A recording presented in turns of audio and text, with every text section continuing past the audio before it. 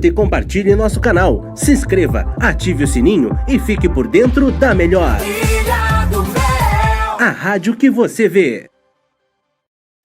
Começa agora na Ilha do Mel FM, Ilha Ambiental. Um bate-papo com convidados, onde o assunto principal é a sustentabilidade, maneiras de suprir as necessidades do presente com recursos do meio ambiente sem afetar as gerações futuras. No ar, Ilha Ambiental. Tesouros da Natureza. No Explorando Ecossistemas, nós teremos diversos ecossistemas da Terra, com destaque para sua biodiversidade única e os desafios enfrentados. Não apenas observaremos, mas também teremos a oportunidade, a chance de interagir ao vivo com especialistas em ecologia. Junte-se a nós e vamos desvendar juntos os tesouros da natureza.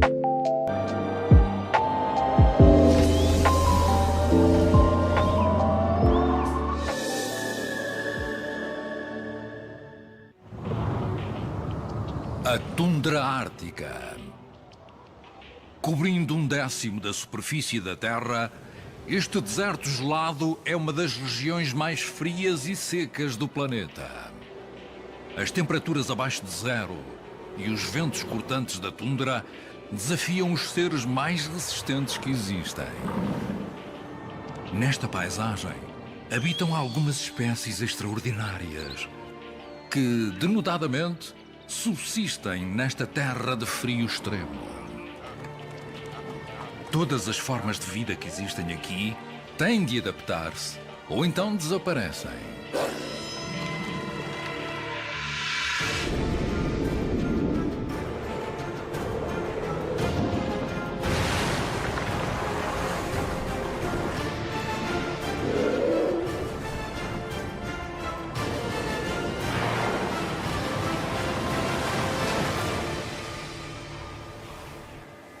O Ártico Selvagem.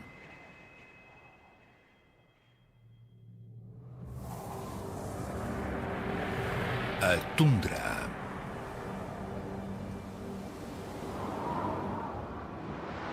A tundra ártica é uma região vastíssima, desprovida de árvores, que fica entre o Polo Norte e a cintura de coníferas da taiga. No inverno, toda a água da tundra gela, tornando-se um deserto de mais de 12 milhões e meio de quilómetros quadrados, que se estende em volta de todo o planeta.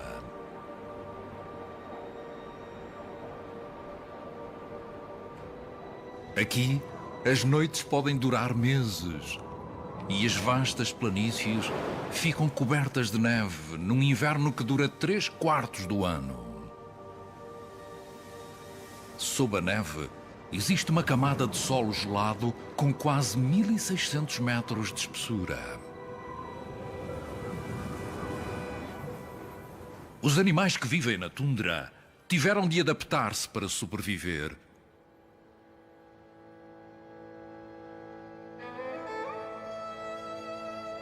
Estamos no mês de março, na orla da tundra escandinava, onde habita um dos mamíferos mais resistentes do planeta, a rena. Esta manada de 3.000 renas, conhecidas na América do Norte como caribus, passou os últimos 6 meses no extremo norte da taiga. Tenta sobreviver durante uma escuridão quase completa, em temperaturas que chegam aos 30 graus abaixo de zero. Mas está prestes a encetar uma viagem épica para norte, por entre a tundra escura e inóspita. Nenhum outro animal possui um organismo tão preparado para a viagem que se avizinha. A sua pelagem espessa evoluiu de forma perfeita para reter o calor corporal, funcionando como um cobertor aquecido, natural. Ao distribuir uniformemente o peso por cada casco, as renas são os animais mais eficientes do mundo em termos de energia. Os seus cascos adaptam-se às estações, ficando rígidos e afiados no inverno e permitindo-lhes esgravatar para encontrar o único alimento que resta: líquenes enterrados sob a neve. A mais de 300 quilómetros para norte, na costa marítima, estão as pastagens de verão das renas. A manada demorará mais de 2 meses a chegar às pastagens. Por isso tem de iniciar agora a viagem pela tundra, para beneficiar do verão que dura apenas algumas semanas.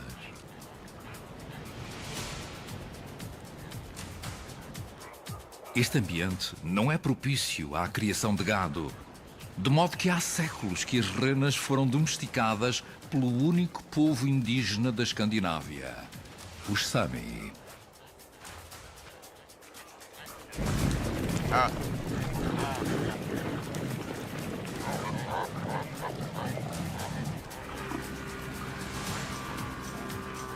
Os Sami adotaram algumas tecnologias modernas, mas as renas continuam a estar no centro de todos os aspectos da sua vida.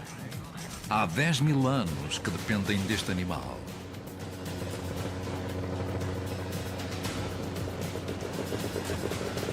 São os últimos nómadas que restam na Europa. E a sua vida na tundra só é viável porque está organizada em função da migração das renas.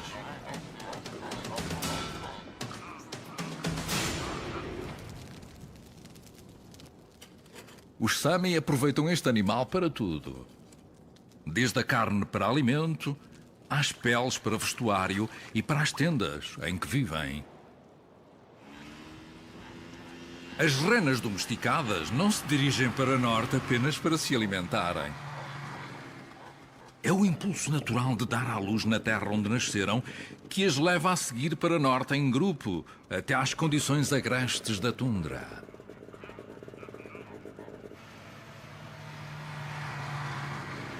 Seguir o percurso de migração natural das renas é o que permite aos Sami viver tão a norte. Mas a viagem feita pelas renas selvagens da tundra da América do Norte é algo completamente distinto. Mais de 3 milhões de renas selvagens migram pela tundra. Esta manada de mais de 10 mil membros realiza uma migração que é superior à de qualquer animal terrestre. Conhecida como manada porco-espinho, percorre todos os anos até 5.000 quilómetros. Mal abandonam o abrigo das árvores, as renas ficam mais vulneráveis aos predadores. Mas estas conseguem atingir velocidades que chegam aos 80 quilómetros por hora. A rena é também um dos últimos mamíferos do planeta que conseguem ver a luz ultravioleta. E na tundra, isso significa que o pelo dos predadores parece preto em contraste com a paisagem. A abundância de renas atrai um dos predadores mais implacáveis do planeta, o lobo.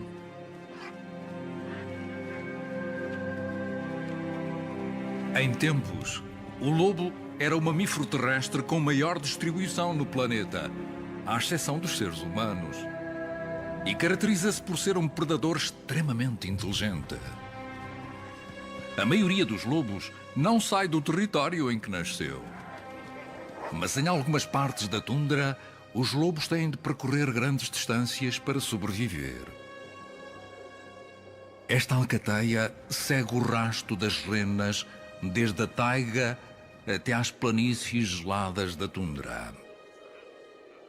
E quando encontrar a manada, começará a caçada. O lobo é um dos carnívoros mais implacáveis do planeta. É comum matar bisontes com 6 vezes o seu tamanho. Mas aqui, na tundra ártica, a base da sua dieta é a rena. Com cerca de 10 lobos ao ataque, a alcateia tenta dispersar a manada.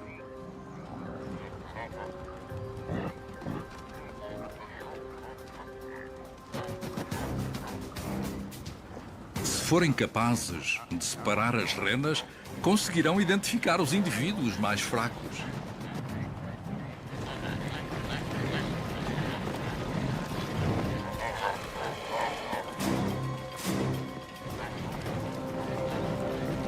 As renas tentam desesperadamente manter-se juntas, mas os lobos conservam a sua energia à espera do momento para atacar.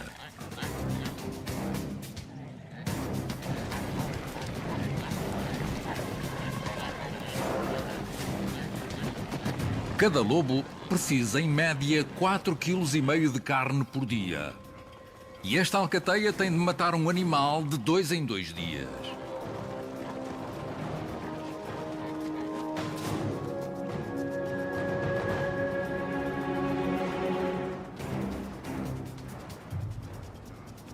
Depois de finalmente conseguirem dispersar a manada, os lobos atacam.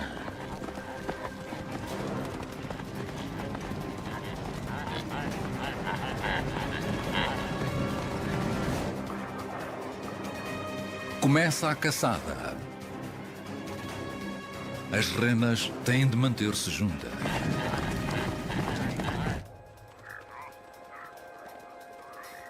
Esta fêmea jovem separa-se da manada.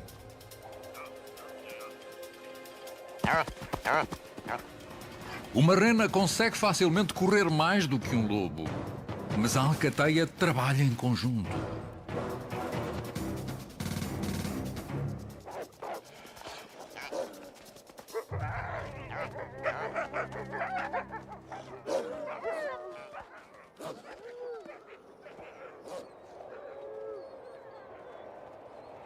Esta presa alimentará toda a alcateia, mas vão precisar de caçar novamente.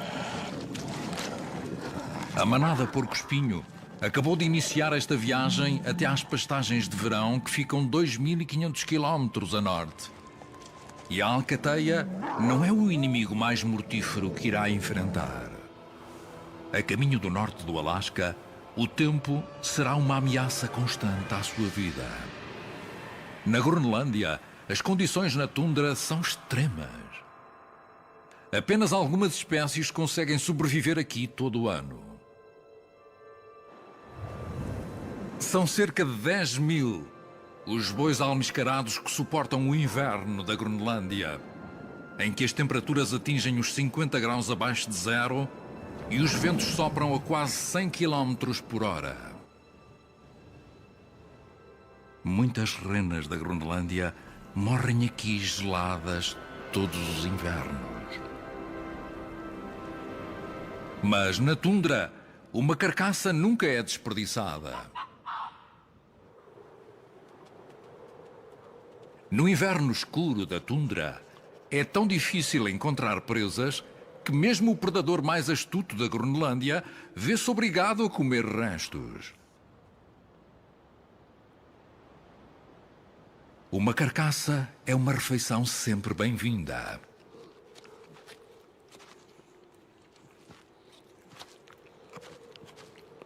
A raposa do Ártico está perfeitamente adaptada à vida neste clima impiedoso.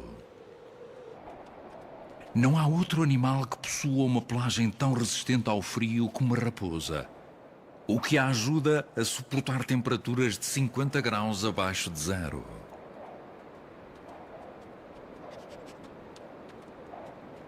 As raposas do Ártico são animais solitários, mas durante o inverno concentram-se junto de qualquer carcaça que encontrem.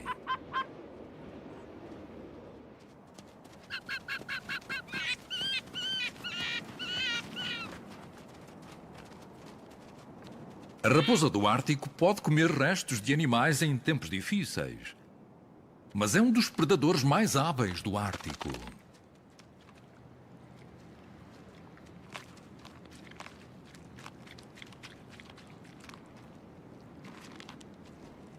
E no branco puro da neve da tundra ártica, é essencial manter a sua camuflagem.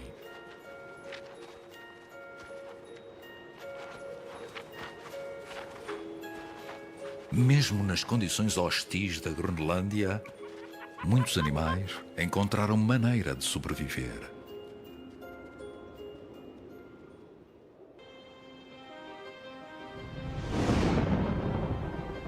A primavera chegou.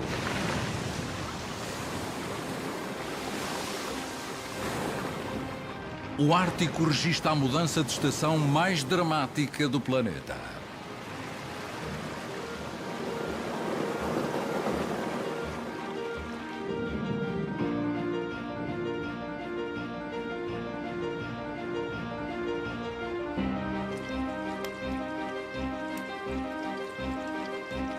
O Sol está agora suficientemente alto para, pela primeira vez, ao fim de alguns meses, a temperatura aumentar acima dos 0 graus.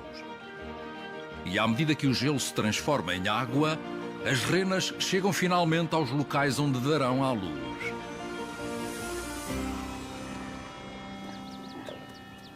Está na hora de as fêmeas darem à luz, no mesmo local onde elas próprias nasceram.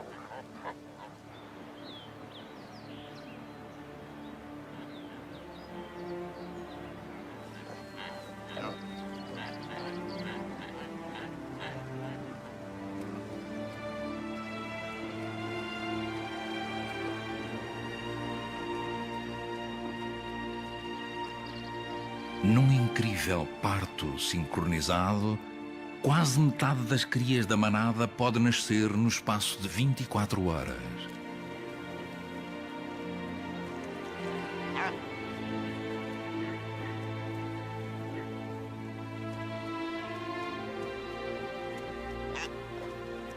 As crias conseguem pôr-se de pé em minutos.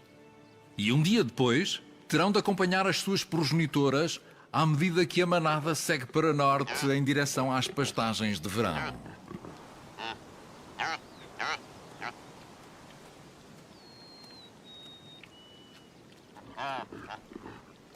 Depois de se pôr de pé, a cria terá poucos momentos de descanso durante toda a sua vida. Toda a tundra está a mudar drasticamente. Até mesmo para os lobos, que agora têm crias. As crias têm apenas uma semana de vida. São demasiado jovens para se juntarem à caçada das renas. As progenitoras também têm de permanecer no mesmo local para alimentar as crias. Mas os machos, esses vão à caça.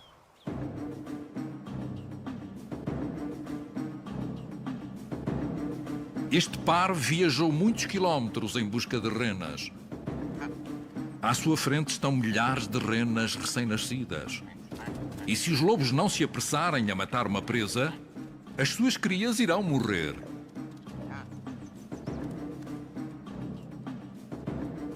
Mas nesta altura do ano, não são apenas as crias de rena que se tornam um alvo para os lobos famintos da tundra. Estas crias de bois almiscarados canadianos têm apenas alguns dias de vida e é fácil serem mortas por um lobo.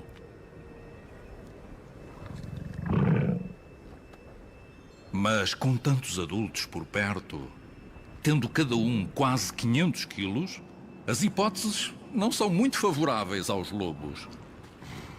Mal os bois almiscarados detectam o lobo, formam instintivamente um círculo de defesa para proteger os elementos mais novos.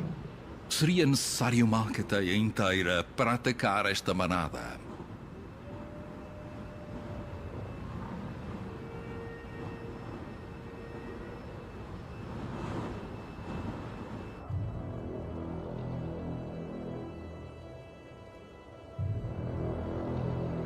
As renas e as suas crias deslocam-se para norte, onde a neve, que derrete, revela a vegetação viçosa da tundra.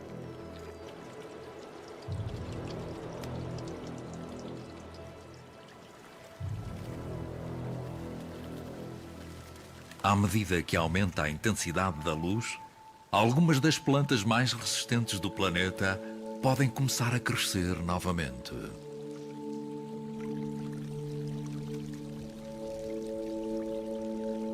A neve pode estar a derreter, mas o solo permanece completamente gelado. Por isso a água do degelo só pode seguir para um sítio. Os lemmings são expulsos dos seus túneis à medida que os seus lares são transformados em vias de escoamento.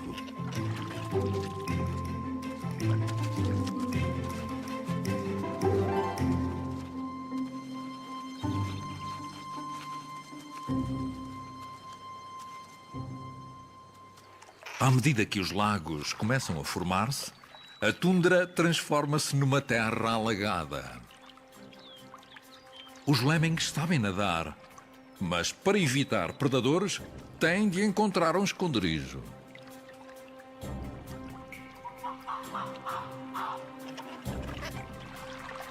Mas esta já não é uma terra coberta de um branco puro. Assim sendo, é mais difícil para predadores como os bufos brancos perseguirem as suas presas. Os bufos brancos fazem os seus ninhos de verão a norte do Círculo Polar Ártico, em terreno elevado. A sua pelagem muda pouco com as estações e os seus ninhos são fáceis de detectar contra o solo exposto da tundra. Esta fêmea tem 10 ovos para proteger. A sua plumagem é mais escura e mais matizada do que a do macho.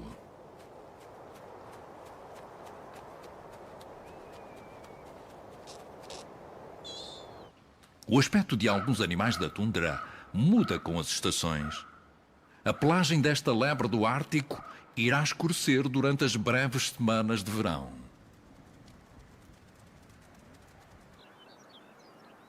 Em determinados locais, as plantas tiveram que se adaptar a uma estação de crescimento que dura apenas 6 semanas.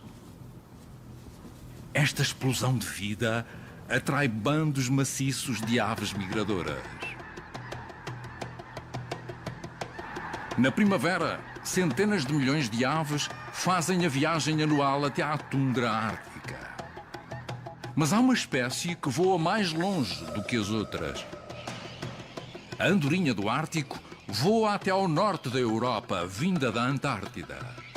Não existe outro animal no mundo que faça uma migração tão longa. A sua migração anual de 70 mil quilómetros significa que irá voar cerca de 2 milhões de quilómetros ao longo da sua vida. Sob as águas, esconde-se o motivo que leva as andorinhas do Ártico a fazer uma viagem tão longa até estas terras alagadas. À medida que aumenta a luminosidade, os lagos aquecem e os insetos começam a eclodir. Por toda a tundra, eclodem milhares de milhões de mosquitos.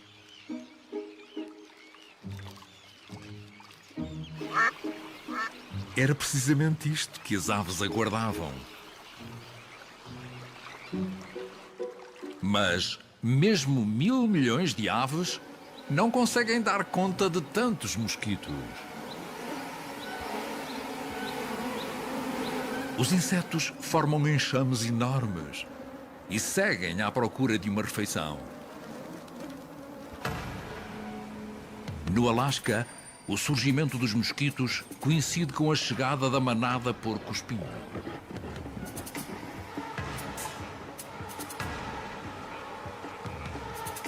Concluíram finalmente a sua migração épica para tirar partido da abundância de vegetação.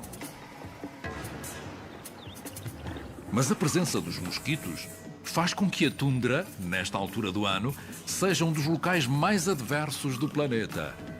E a manada tem de seguir em frente para escapar às suas picadas.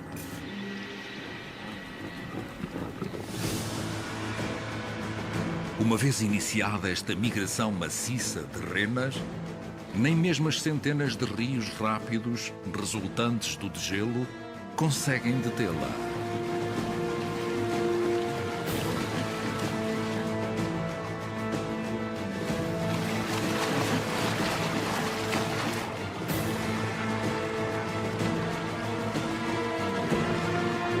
As renas são nadadoras espantosamente rápidas, conseguindo atingir os 10 km por hora.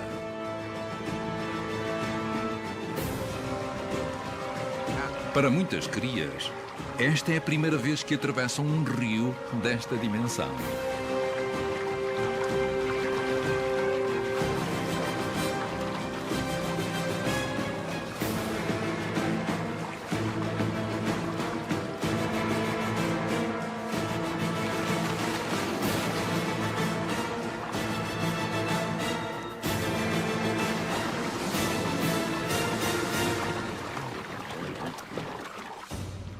A manada poderá ter-se livrado dos mosquitos, mas a travessia do rio tem o seu preço. E há alguns membros que ficam para trás.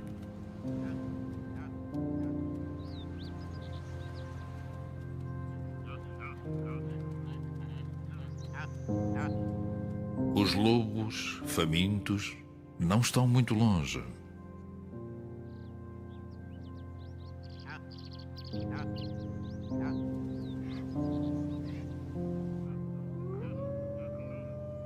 Para a progenitora, é tarde demais.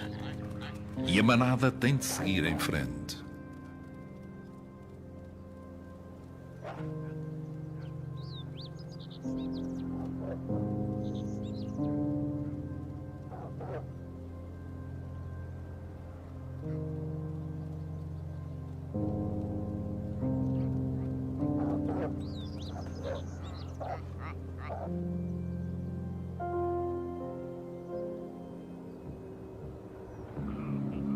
Das dezenas de milhares de crias que todos os anos nascem na tundra, só metade sobreviverá.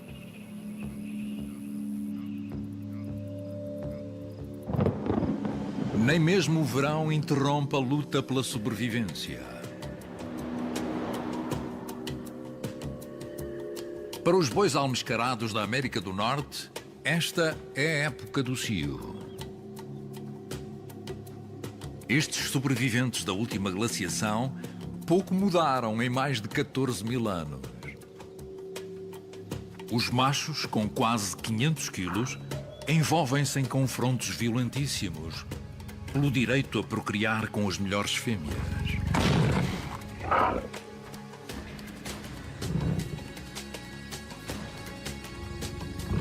O seu cérebro está protegido por uma camada de tecido ósseo com 17 centímetros. Mas se nenhum dos participantes desistir, estes duelos épicos podem transformar-se em lutas até à morte.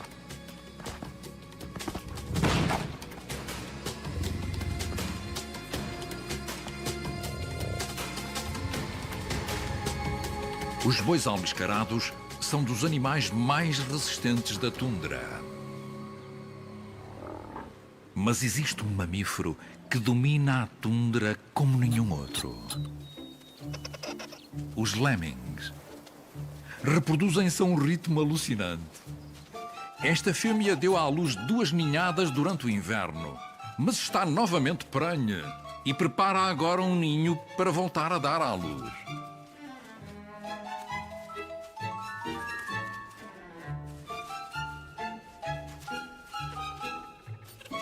Estes animais têm um período de gestação de apenas 3 semanas e os recém-nascidos estarão prontos a reproduzir-se com apenas 1 mês de idade.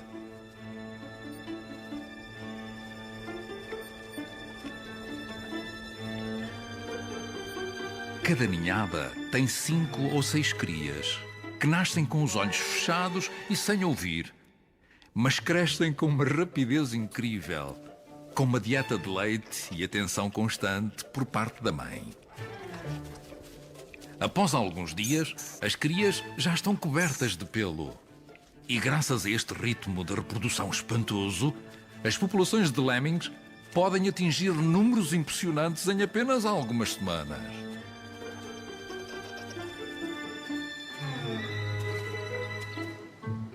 Por existirem em grande número e serem facilmente detetáveis, os lemmings são caçados por praticamente todos os predadores da tundra.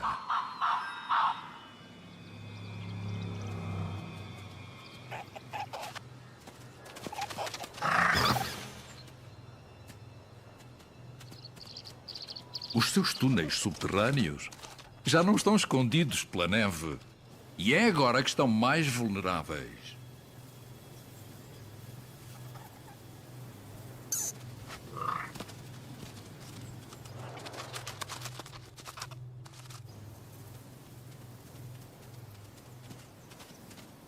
O número de predadores na tundra também está a aumentar.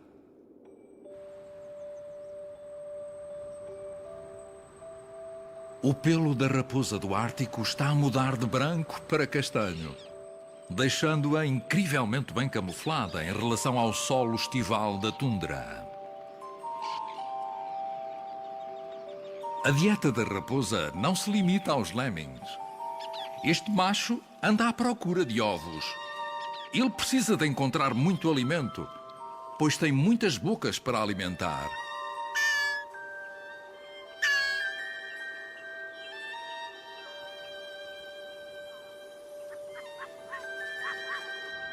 Na verdade, a raposa do Ártico tem mais crias do que qualquer outro carnívoro do planeta.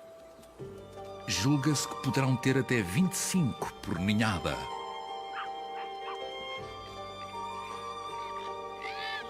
Em breve, estas crias terão de sobreviver sozinhas num dos ambientes mais inóspitos do planeta.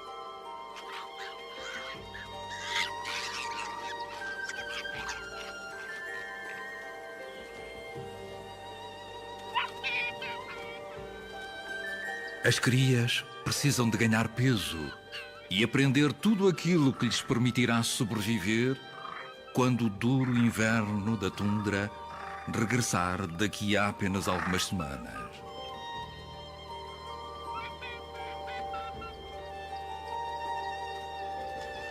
Para alimentar tantas crias, os machos estão em constante atividade. Mas, felizmente, no verão ártico, o sol nunca se põe e podem caçar 24 horas por dia. Depois de umas 5 semanas apenas, estas crias serão desmamadas e passarão a comer essencialmente lemmings. Com tantas raposas do Ártico na tundra, é fácil perceber qual o destino dos lemmings.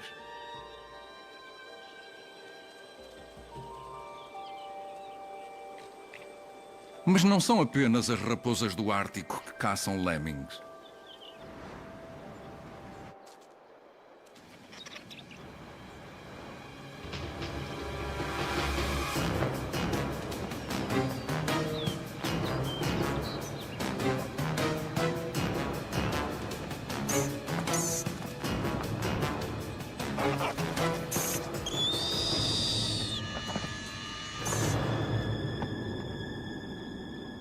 Os bufos brancos estão a desfrutar da abundância de lemmings na tundra escandinava.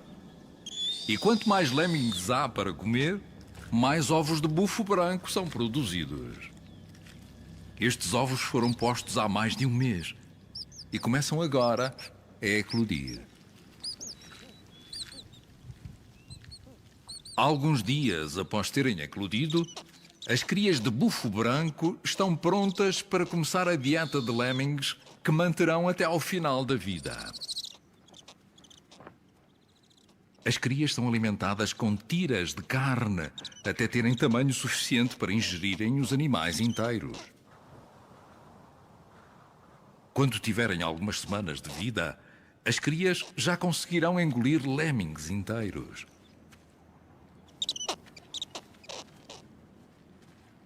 O poderoso ácido estomacal digere a carne, mas os ossos e o pelo dos lemmings são regurgitados. Esta cria tem, sem dúvida, mais olhos do que barriga. Nesta altura do ano, há muito mais animais na tundra. A maioria das crias não consegue voar e as suas progenitoras têm de protegê-las a todo o custo.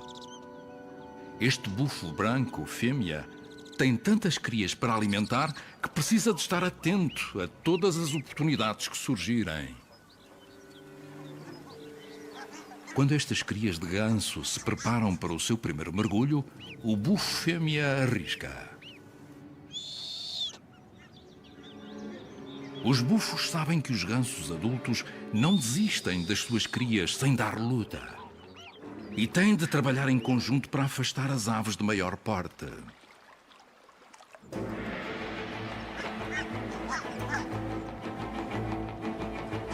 Os dois bufos atacam e os gansos adultos voam para salvar a pele. Apesar destes gansos terem o mesmo tamanho e peso dos bufos, tanto o macho como a fêmea poderiam facilmente matar sozinhos um ganso.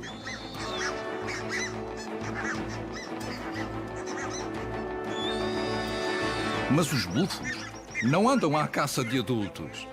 Querem apenas afastá-lo.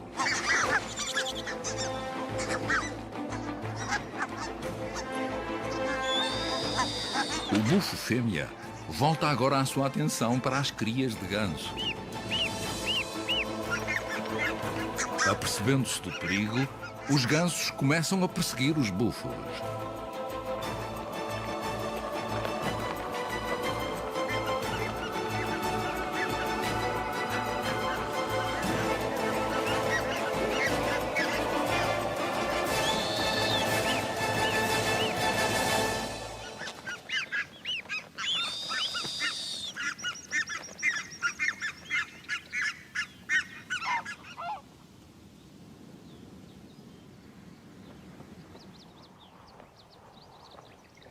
Esta cria é demasiado grande para ser engolida de uma só vez e terá de ser partilhada por toda a ninhada.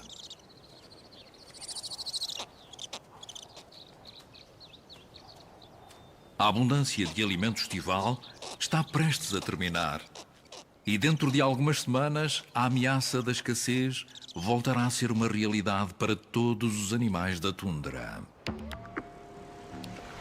A tundra ártica situa-se nas latitudes compreendidas entre os 60 e 80 graus norte.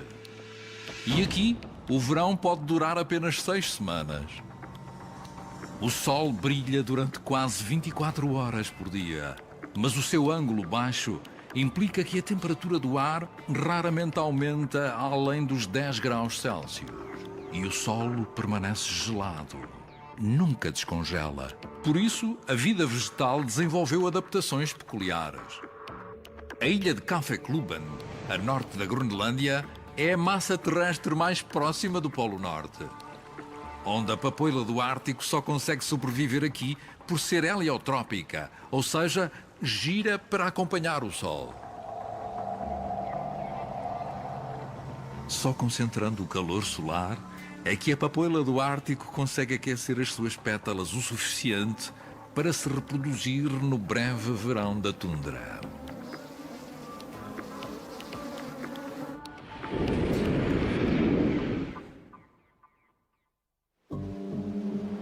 No início de setembro, tal como acontece com todas as renas da tundra ártica, a manada porco-espinho do Alasca entra na época de acasalamento.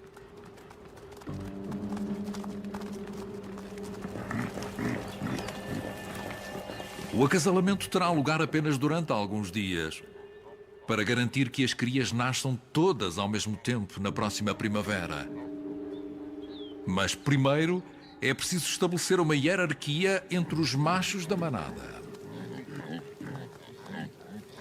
Todos os anos nascem hastes novas às renas, sob uma camada de pelo designada por veludo. Quando estiverem completamente desenvolvidas, a sua irrigação termina e os machos perdem o veludo como sinal de preparação para a batalha.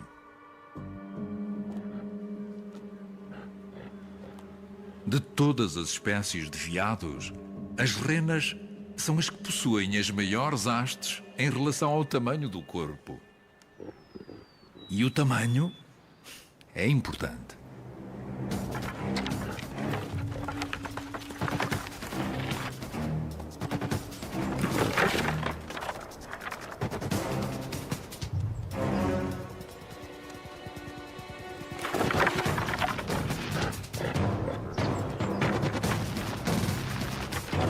Estes confrontos podem levar à morte.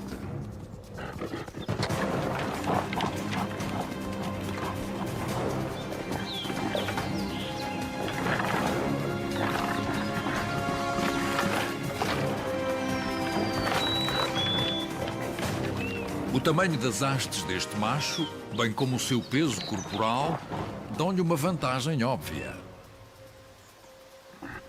O prémio será controlar até 20 das melhores fêmeas reprodutoras.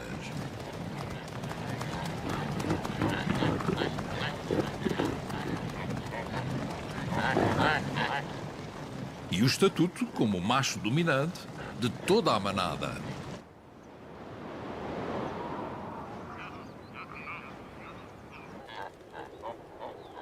Nas manadas domesticadas da Escandinávia, os pastores de renas Sami têm apenas 6 machos para cada 100 fêmeas. Em setembro, os pastores Sami preparam-se para abandonar as zonas de verão onde nascem as crias à procura de pastagens frescas mais a sul. E começarão agora a viagem de regresso às pastagens de inverno. Mas há que atravessar um rio largo. E para isso há que reunir mais de 3.000 renas.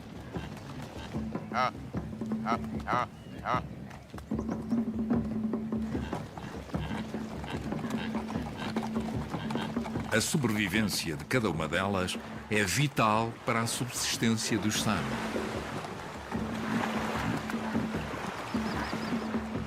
Há milhares de anos que os antepassados destes animais fazem esta migração. Mas, para evitar perdas desnecessárias, deslocam-se até ao outro lado dos fiordes em grupos mais pequenos.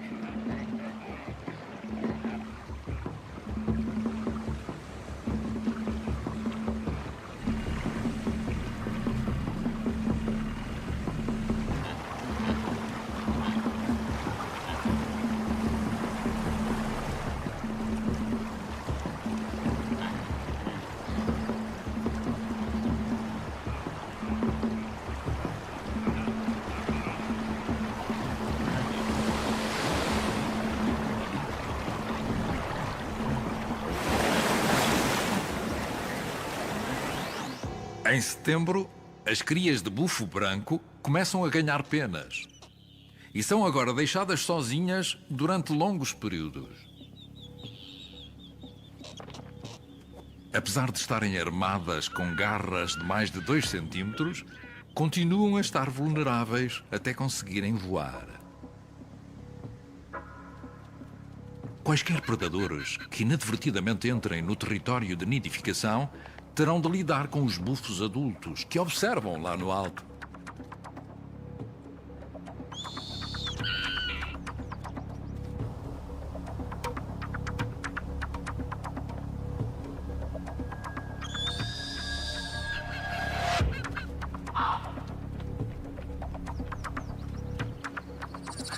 Durante a época de nidificação, os bufos brancos têm de defender os seus ninhos contra predadores e são suficientemente rápidos e fortes para afugentar um lobo de grande porte. A raposa do Ártico não é um adversário à altura do bufo branco e as crias estão a salvo, por agora, mas dentro de apenas alguns dias, os bufos juvenis serão deixados completamente sozinhos. Ainda antes destes conseguirem voar, os bufos adultos irão abandonar o ninho de vez.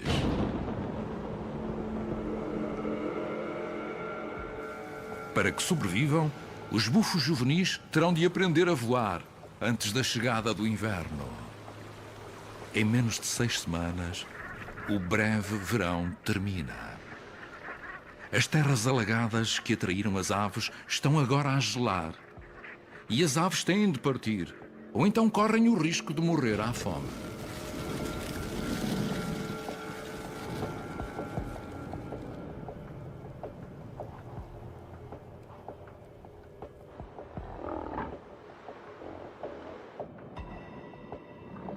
Um nevão, fora de tempo, apanha desprevenidas a raposa e as suas crias, que ainda são muito novas para sobreviverem sozinhas.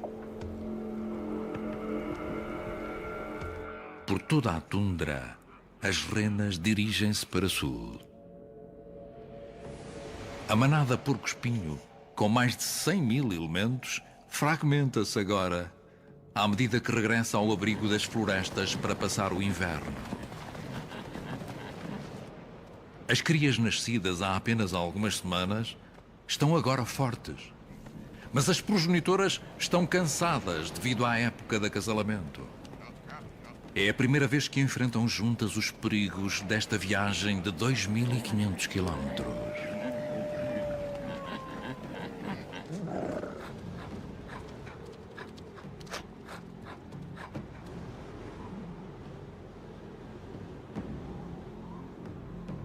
Pressionada para seguir em frente, a manada é forçada a correr riscos.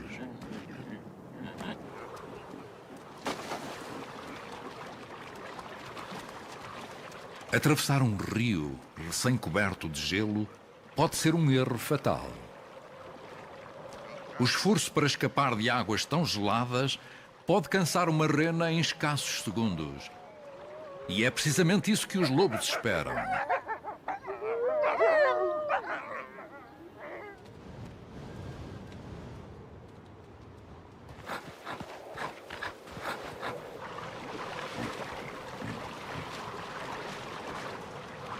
Mas as renas são incrivelmente resistentes. E hoje, a alcateia não terá a vida facilitada. A migração anual das renas representa uma das batalhas pela sobrevivência mais épicas do planeta. Em outubro, esta vasta paisagem, que cobre 10% da superfície terrestre do planeta, voltará a ser um deserto gelado. O sol da tundra põe-se no horizonte pela última vez este ano e só voltará a nascer daqui a 3 meses.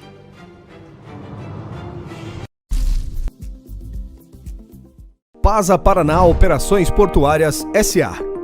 Situada em Paranaguá e estando em constante evolução, é o primeiro terminal especializado no embarque de açúcar a granel da região sul do país. E mais uma vez, inova em sua infraestrutura, agregando cada vez mais tecnologia e eficiência em suas operações. Implantado em 2002, o primeiro armazém possui capacidade de 54 mil toneladas. Em 2005, com a construção do segundo armazém com 120 mil toneladas, a PASA triplicou sua capacidade de armazenamento, passando para 174 mil toneladas.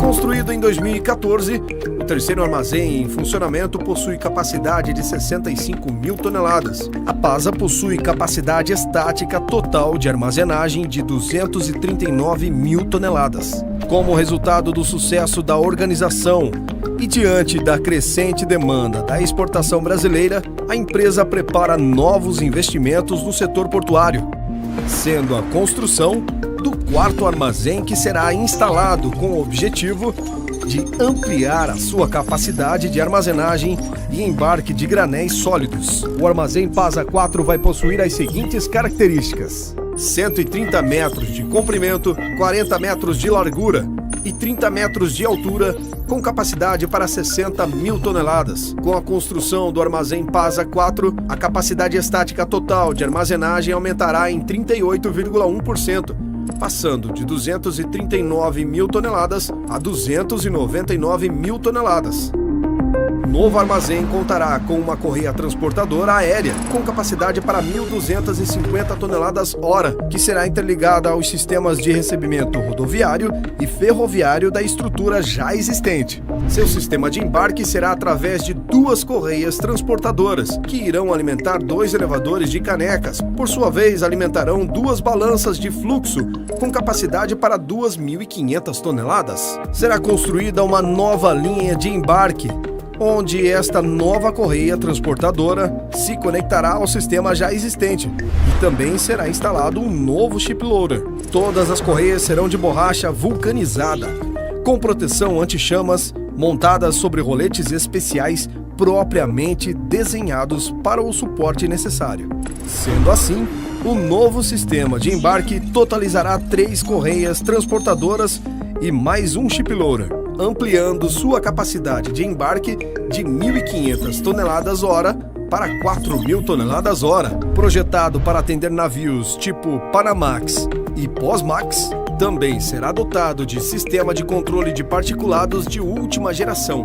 Tendo em vista as novas ampliações de armazenamento e embarque, a PASA investe mais uma vez em eficiência e agilidade, mantendo seus padrões de segurança, responsabilidade socioambiental e qualidade nos serviços prestados. A PASA tem a satisfação de apresentar este investimento de mais de 118 milhões de reais, contribuindo com a movimentação e crescimento das exportações do Porto de Paranaguá e do Brasil. APASA, Paraná Operações Portuárias S.A.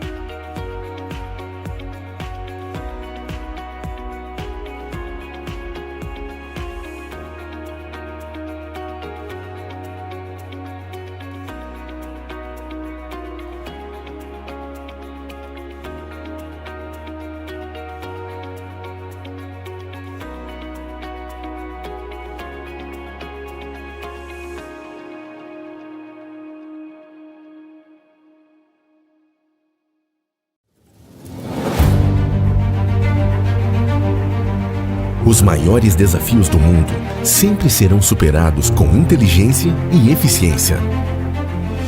Ser referência nacional, visando a excelência em soluções de operações portuárias, faz da Rocha Terminais Portuários e Logística uma das principais e mais modernas empresas do setor no Brasil. Fundada em 1864 em Paranaguá, Paraná, a Rocha, por meio de uma sólida estrutura societária, tem construído ao longo de seus mais de 158 anos uma história de grandes conquistas e crescimento.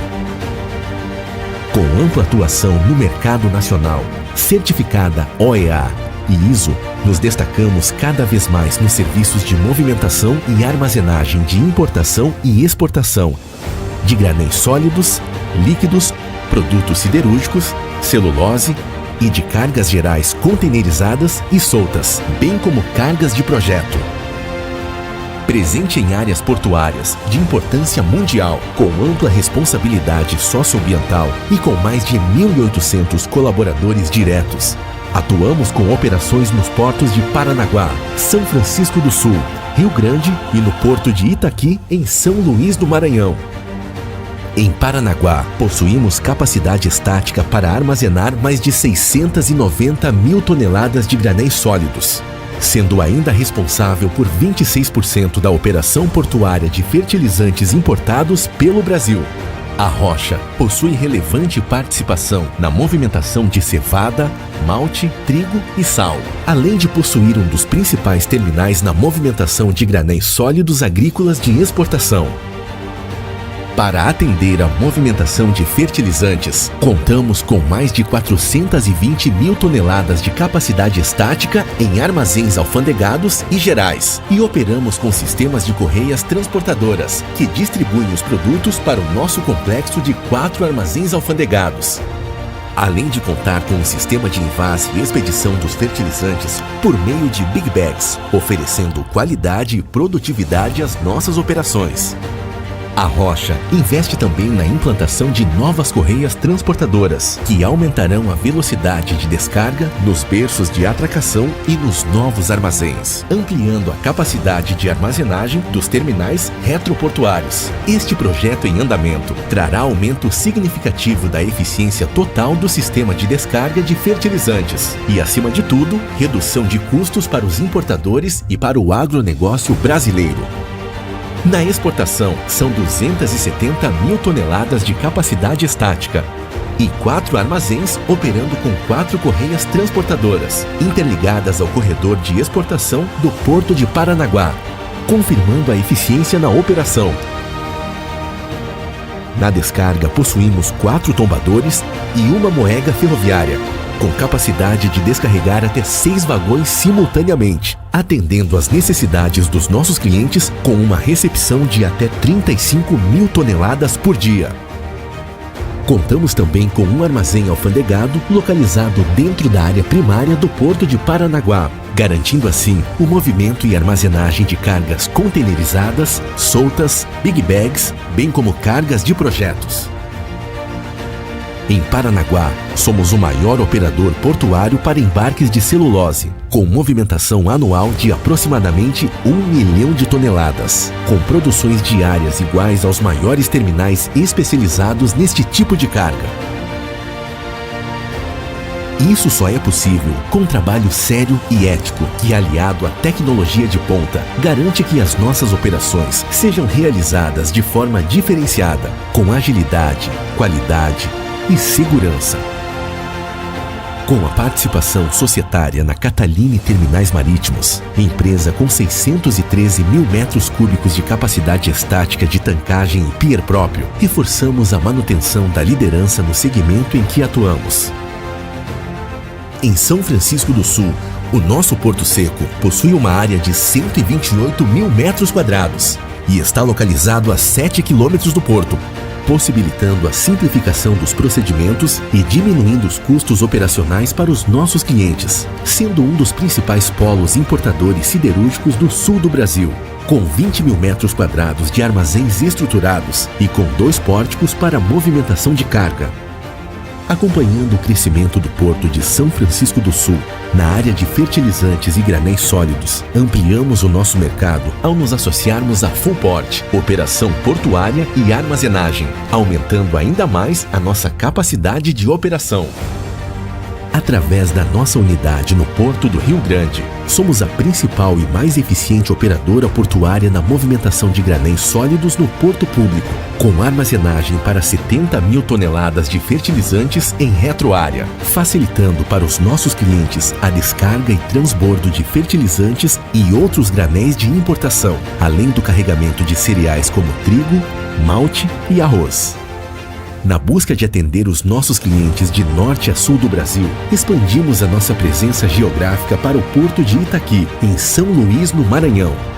Através da nossa investida COP, Companhia Operadora Portuária do Itaqui, com 70 mil toneladas de capacidade estática interligada ao berço 101, a principal operadora portuária de São Luís, reforçamos ainda mais o nosso posicionamento de ser o maior operador portuário independente do Brasil. A COP possui 300 mil metros quadrados em retroárea e 35 mil toneladas de capacidade de armazenagem. Atualmente, a COP está em fase de conclusão de mais um investimento que entrega ao mercado nacional um novo corredor norte-sul de transporte ferroviário, em parceria com a VLI, entre a sua moega ferroviária, instalada no Terminal COP em Itaqui, e um novo armazém para 60 mil toneladas e estrutura de recepção ferroviária no Tipa, Tocantins. Ao todo, possuímos uma capacidade de armazenar mais de 1.600.000 toneladas de granéis sólidos e líquidos e de movimentar mais de 25 milhões de toneladas por ano, garantindo aos nossos clientes as melhores soluções portuárias e logísticas. Somos uma empresa com altos padrões de governança, transparência e compliance, que com um constante investimento em equipamentos e no desenvolvimento de pessoas, buscamos sempre a eficiência e a qualidade em todas as nossas operações. Muito prazer, Rocha Terminais Portuários e Logística. Inteligência e eficiência portuária.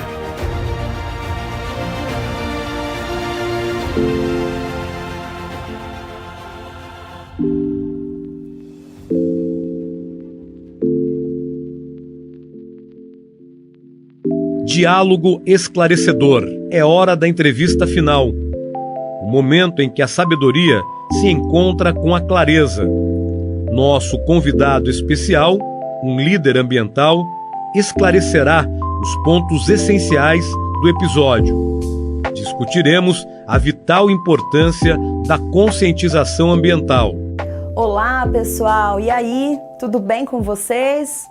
Sou a professora Larissa Mesquita, sou professora de Geografia aqui do Brasil Escola e é um grande prazer estar aqui em mais uma das nossas videoaulas. Hoje nós vamos continuar falando sobre biomas e vamos falar sobre tundra, certo? Antes de começar, você já sabe, né? Se você não está inscrito aqui no canal do Brasil Escola, se inscreva, ative o sininho, assim você vai ficar por dentro de todas as nossas atualizações. Vamos lá?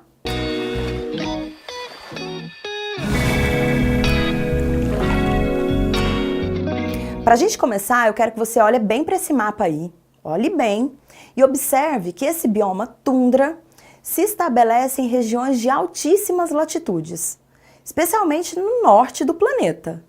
Então observe que são latitudes de 60 a 75 graus norte, né? Em áreas que passam pelo Alasca, pelo Canadá, pela Groenlândia, pelo continente europeu e asiático. A tundra é, portanto, um bioma associado a essa região do mundo, ao polo norte da Terra. Bom, pessoal, vamos começar pontuando aqui o clima, que sem dúvida é um aspecto incrivelmente marcante aí do bioma tundra. O clima da tundra é o clima polar, certo? É um clima que se caracteriza, então, pelos rigores de temperatura. É o clima frio. Nesse clima, as temperaturas elas variam de menos 40, em média, até 10 graus. Então, é uma variação muito grande, mas sempre mantendo as temperaturas baixas, né? Essa é a característica do clima polar. Outro ponto importante é lembrarmos que no clima polar os índices de umidade são muito baixos. Então, é um clima seco, um clima muito seco e um clima muito frio, certo? Não se esqueçam disso. Os verões são evidentemente frios e, em média, as temperaturas ficam aí na casa de 0 grau. Só que, claro, nos verões, essa temperatura pode chegar a 10 graus Celsius e nos invernos a média de menos 40 graus Celsius. Pessoal, a tundra é considerada então o bioma mais frio do mundo. E um aspecto muito importante ligado a esse clima polar, né, está aí a questão do surgimento da vegetação. Porque a vegetação da tundra, ela só surge no verão durante um processo de degelo que ocorre nessa área. Então as temperaturas sobem um pouco, veja bem, de menos 40 até 10 graus, né? E nessa oscilação térmica ocorre o degelo. E essa oferta de água que vem desse degelo é que permite o surgimento da vegetação. Bom, e como é que é a vegetação, então, do bioma tundra? Trata-se de uma vegetação muito pouco desenvolvida. Basicamente é constituída por líquens, por musgos, né, sem a presença de arbustos, de árvores. É uma vegetação muito simples e temporária, né? Porque ela só vai existir, então, durante o período de degelo. Bom, outro aspecto marcante do bioma é o solo. E o solo da tundra é um solo bem especial, ele até recebe um nome, você já deve ter ouvido falar, é o permafrost. É um solo, queridos, que fica ali congelado a maior parte do ano. É um solo raso, é um solo pobre em nutrientes, evidente, né? Porque a presença de matéria orgânica é muito restrita. E o que chama atenção, então, é essa mistura de solo com gelo por mais ou menos de 8 a 9 meses no ano. Bom, a fauna também não é lá riquíssima, né? São animais, então, adaptados a essas temperaturas incrivelmente baixas. O urso polar é o grande símbolo, sem dúvida, da fauna da região da tundra. Além dele, nós temos algumas espécies de lobos, insetos variados e pequenos roedores. Só essa casta mesmo animalesca adaptada a essas temperaturas tão extremas. Pessoal, e um detalhe muito importante, nós podemos considerar a existência de 2 tipos de tundra, certo? Toda essa tundra que foi descrita aqui na nossa videoaula é a chamada tundra ártica. Então, a tundra que existe lá no extremo norte do planeta Terra, certo? Agora, existe uma tundra que é conhecida como tundra alpina. Não esquece não, tundra alpina. Essa tundra é uma réplica, né? Seria uma vegetação réplica da tundra ártica, só que ela aparece onde? Nos topos das montanhas. Todo mundo aqui consegue compreender que nos topos das montanhas a gente tem aquela neve eterna, né? Não são áreas geladas? Então, durante o degelo, que também está associado aos verões, surge aí uma vegetação de musgos, de líquens, bem parecida com a tundra ártica, mas essa nesse caso é chamada de tundra alpina. Onde a tundra alpina mais aparece? Cordilheira do Himalaia, Alpes, Andes, enfim, as grandes cordilheiras do mundo. Então, meus queridos, espero que vocês tenham gostado do nosso bate-papo e antes de ir embora, vou te fazer aqui outros convites. Curta o vídeo, compartilhe com seus amigos, acesse os links na descrição e acesse também as redes sociais do Brasil Escola. Tchau, tchau! O programa Ilha Ambiental, para quem ainda não entendeu o que é o programa, é uma aplicação prática do tipo Pesquisa, Divulgação, Ação, que é desenvolvida pela Ilha do Mel FM. As atividades de pesquisa servem de embasamento para a divulgação e direcionamento das ações extensivas. A divulgação consiste em programas que vão expor o ouvinte, o internauta, fazendo uso, claro, de uma linguagem de fácil compreensão, a necessidade de utilizar nossos recursos de forma responsável, sem interrompermos o crescimento da região, sabendo que o progresso pode e deve acontecer de forma sustentável. A missão, então, do programa Ilha Ambiental é vislumbrar o futuro de forma consciente. Encerra-se agora Ilha Ambiental, na Ilha do Mel FM, a rádio que você vê. Responsabilidade socioambiental e segurança dos colaboradores são prioridades no planejamento do Terminal da Pasa Paraná Operações Portuárias. Terminal atua com prioridade às normas ambientais e de segurança em suas atividades, itens como gestão do PGRS, Plano de Gerenciamento de Resíduos Sólidos, coleta seletiva, controle de pragas e roedores, limpeza geral de suas áreas de operação e projetos socioambientais, como o Horta Comunitária, realizado na Escola Municipal Randolfo Arzua, são destaques das ações ambientais da PASA no litoral. A empresa tem como principal pilar a capacitação constante de seus colaboradores em diversas áreas, priorizando itens como segurança das equipes e socioambiental, mantendo também em sua estrutura uma brigada de emergência altamente capacitada, obtendo os melhores e mais eficazes equipamentos. PASA Paraná Operações Portuárias S.A. é sustentabilidade aliada com alta tecnologia em infraestrutura portuária.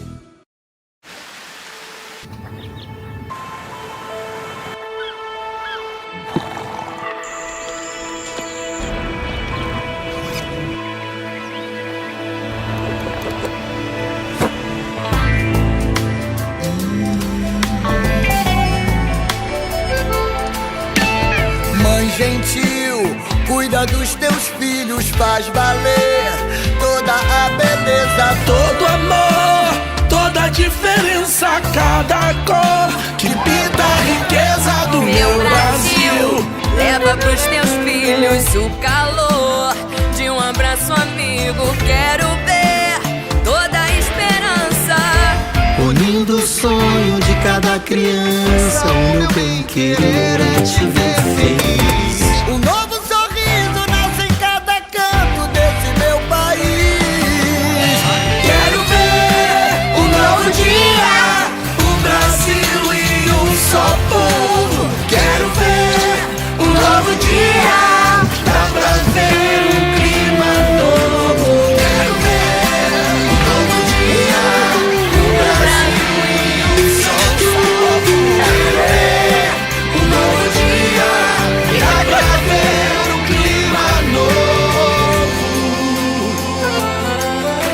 Somos todos filhos, irmãos, parentes, cidadãos de um Brasil gigante que nos quer ver crescendo. Filhos de uma mãe gentil que quer criar, educar, cuidar. Eu sou empreendedora, pai. Que quer muito mais do que ver seus filhos comendo. Quer que cada um cresça. Que cada um cresça. Seja dono de si, vire doutor e ver todos os seus filhos cuidados com o mesmo amor. Somos filhos de um Brasil que luta e não se curva. E que estende as mãos a todos, porque cada filho tem o seu valor. Um novo